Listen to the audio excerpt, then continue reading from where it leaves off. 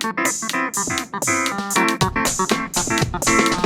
bang bong! UK RuPaul is coming back this season. Did you forget the song already? No, I'm trying to avoid the copyright censor. Hi, I'm Annie. I'm Minty. And this is FunUntitled, where we serve every podcast with an FU. So we're starting off with RuPaul's Drag Race UK Season 3 Episode 1, which it has a lot to live up to because Season 2 was really good. Well, if I remember correctly, only a select few was really good and the rest was watching Ellie Diamond struggle. Well, let's put it like this. After COVID, we weeded out all the weak ones. And we put one of them in Season 3. Oh, I like Veronica Green, even though she threw that tantrum that one time. No, actually, Veronica Green was a strong queen. So this could be her Season 2 win, because she wasn't going to win Season 2. Not with how much Bimini Bond Beast, increased her strength. Oh, I don't know. I don't really like the cast of Season 3. None of them stood out. Yeah, so let's give out our first episode impressions of each one. Like you said, I honestly do think they haven't really shined to me either. Because, I remember watching,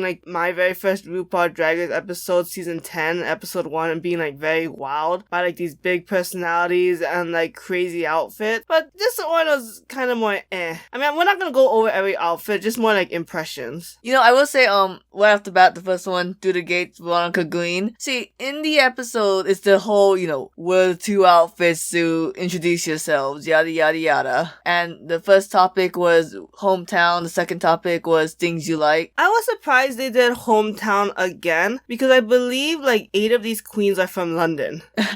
And it's okay. Veronica Green just had to really stretch the fact that she has to do this challenge twice. Yeah. But when Veronica Green's I love gaming, I was oh, that's why you went to Sailor Jupiter that one time. You're a nerd. Oh, right, for the, reunion look, right? Yeah. I thought for Veronica Green to come back, I didn't think her looks were that strong. No, it wasn't.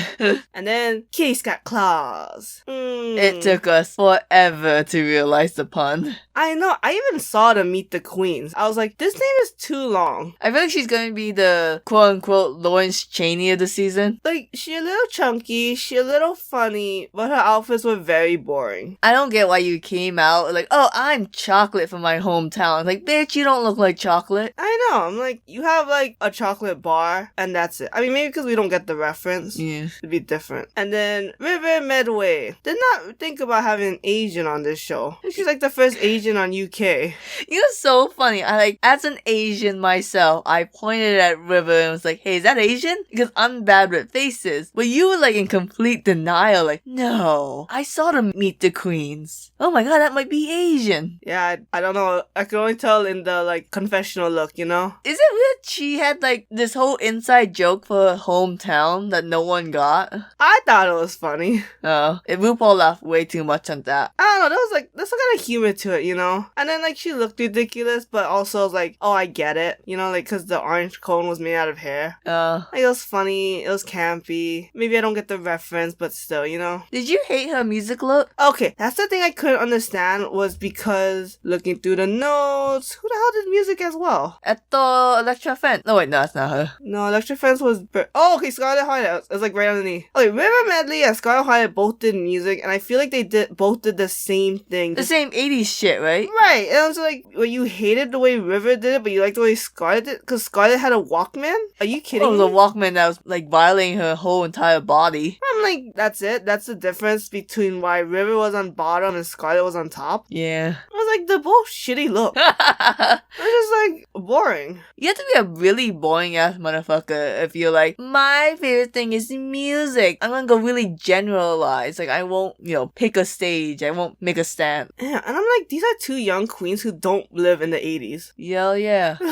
Get your shit together. You're just, pandering to the judges or whatever. God, I love leg warmers. Oh, I hate... I live in Hawaii, can't wear them, but if I could... You never have to shave again. It's also an 80s thing. Is it? Nobody wears leg warmers anymore. I know, that's why I want to bring it back. Ugh. I had a phase where whenever I designed a character, I gave them leg warmers. Like Rock Lee? Yeah, shut up. Scarlett Hyatt, I love that name. It's cute, it rhymes. I don't remember her Black Pearl's outfit, so I'm just gonna assume it was bad. I didn't they liked it. I didn't care. It's basically a black dress and she had pearls on. And there was pearls on her face. And she looked like Queen Elizabeth III, I believe she said, but I didn't care for it. I thought it was just whatever. Yeah, Scarlet Violet is, she's not glam, she's not camp, she's just there. But we'll see. She's a little funny. I guess the music was a little campy. The music was a little camp. I don't know. When you're doing the 80s, is that considered campy or just like a throwback? For the last time, the wires was like glued to her dress. Who cares? I just thought it was unique. Then we have our singled colored queen of season 3, which people are kind of mad about. Which I'm like, sometimes just how the dice rolls. It's Vanity Milan. I thought we had more POCs. Okay, I guess technically River is Asian, and Anubis might be black, but like half black at the very best, because her dad's from South Africa, but that doesn't necessarily mean you're black. But I guess if you pick the name Anubis, then that's assuming you're black. I think she said that she was half white, half Egyptian. Which is in... Oh yeah, I keep forgetting Egypt's in Africa. I keep thinking it's its own state. A lot of people do, actually. There's that joke where it's just like, what's your favorite African movie? And I'm like, oh, I don't know, but I do like... Prince of Egypt? Prince of Egypt, yeah. And they're like, what do you think Egypt is? Okay, the thing about... let's go back to Vanity Milan. Oh, she gotta last longer than the season 2 POC queens. No, she's got to like Final 4. Wasn't there a season where like the Oh, I think it might be Australia. Oh yeah. Australia got all their POCs out early. Hey, look who's the top, you know. Did you like her Jamaican dress? Only when she took off that lemon lime tulle. Then she had like that, just a sequin straight up dress. I mean, it wasn't like that fancy, but it was okay. You basically took off a really ugly jacket to reveal you're wearing the state flag. Yeah, it was just like, okay, whatever. Yeah, maybe I should say country flag. Say you're from America without saying you're from America. Say you're an uneducated America without saying you're Not uneducated everyone America. took AP US history, okay? That has nothing to do with geography. Oh yeah, I think I took geography because I wasn't an A+. Never mind. You had geography? Oh yeah, I had geography. You're terrible at geography. No, you know what? It might be geology. The other one. You did not take geology. I did.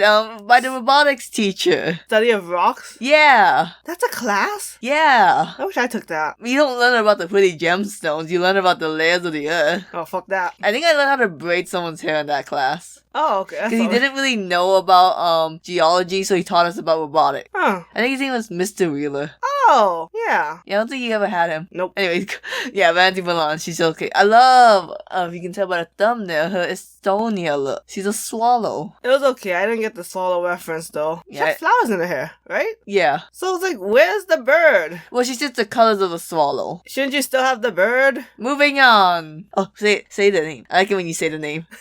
Next is Aloha Day. It is really funny of a name. It's super funny. And then she just had 2 weird activist jokes. Yeah, I didn't really care for the outfits. You know, I was thinking though, if the American version of her name would be Sunny the Bit.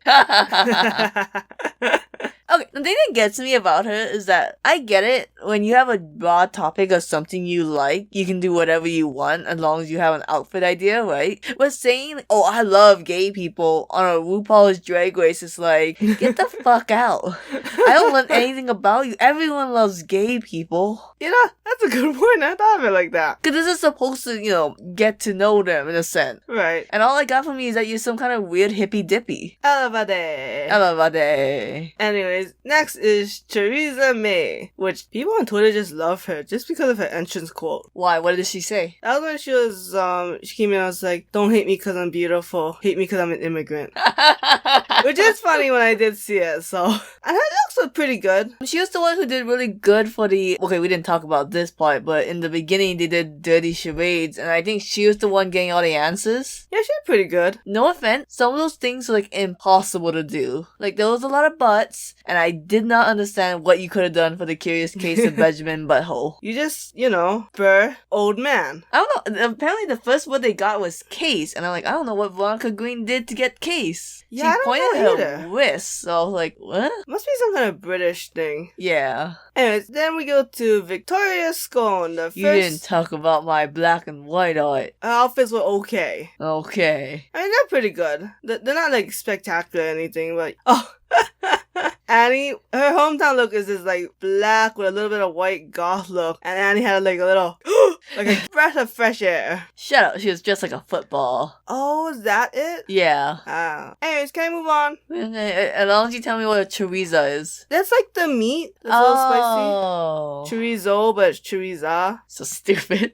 And it's Victoria Scone, the first AFAB drag queen. I'm excited to see what this means because I do think it's weird for a cis female to do drag queen, but from what we've seen from Victoria Scone, she's very strong in that department. Very campy, and she kind of has all the things I like, like humor, fashion. So we'll see what happens. I don't know. Letting an AFAB queen in? Okay. Letting a lesbian in?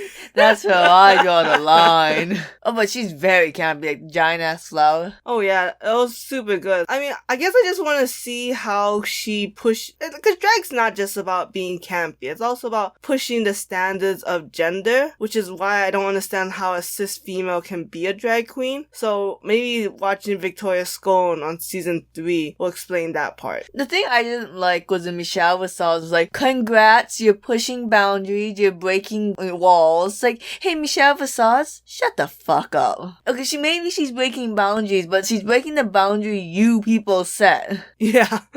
Or more like RuPaul. Yeah. Ooh. So that sounds like, it felt more like I'm patting myself on the back because we're letting you in. Yeah. Victoria Scone's also the only entrance look I like. Everyone else it was pretty shitty, but I thought Victoria Scone still came out like big and bold, Yeah. Then Elektra Fence came out, and yeah, Elektra Fence looks were very junk. They were just... it wasn't big enough. I'm sorry, you cannot have someone named Electra Shock and then Electra Fence, and they both have bad taste.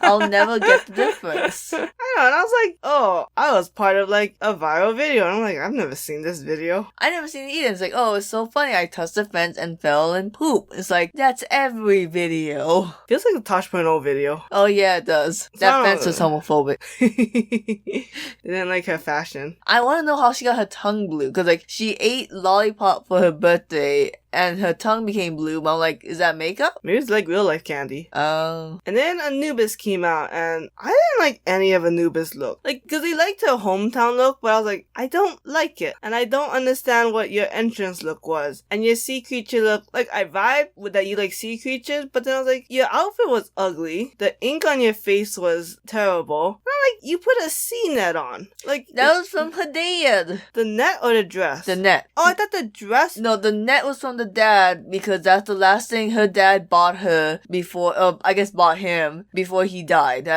when Anubis was 16. Oh, okay, that makes a little bit more sense why she had it, but I still feel like the message is wrong. Like, you should have done like an anti-pollution method if you love sea creatures. Yeah. And I'm sorry, but such a missed opportunity to have ink all over your face and like put some glitter. Instead, you just scribbled it on with a marker because you ran out of time. Yeah, not everyone can be the oil ink spill mermaid that Aquaria was. Anyways, then other 19-year-old, because Anubis was the first one, was Crystal Versace. I actually don't like her looks. I don't like them either. They're just like, I mean, the cat look was pretty good, but I thought her entrance and the green ivy cage look was just like, It's like sex appeal, but there's nothing more to it than that. She got a little bit too much plastic surgery. Oh, don't be like that. But yeah.